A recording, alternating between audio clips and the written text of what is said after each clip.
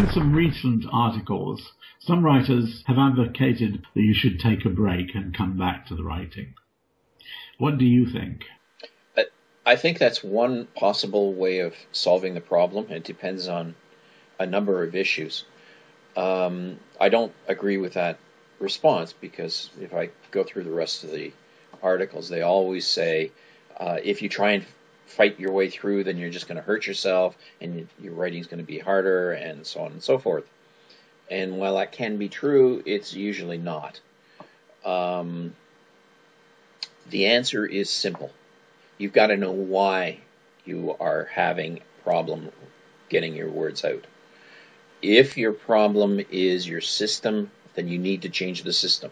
You need to get a better writing system, one that feeds you ideas in blocks and in bunches that you can take and actually complete the work that you have to do.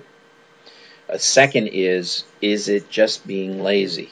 And that happens. I mean, we're human. In that case, yeah, you got to sit down and you got to push your way through it. You know, plumbers don't have plumber's block. Doctors don't have doctor's block. Electricians don't have electrician's block.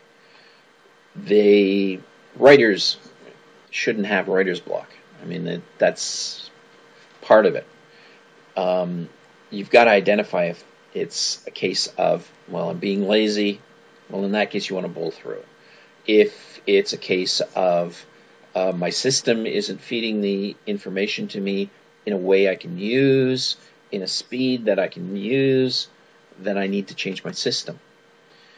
In some cases, however, yeah, the answer is go have a sleep.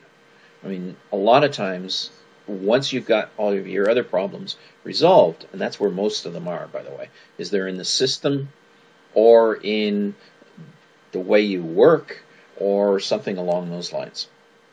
Your motivation, for example. The motivation and the system take care of most of them.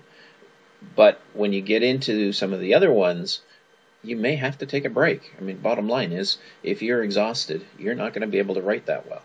So the answer to the question is very simple. Before you do anything, know why you have the break, and then react appropriately.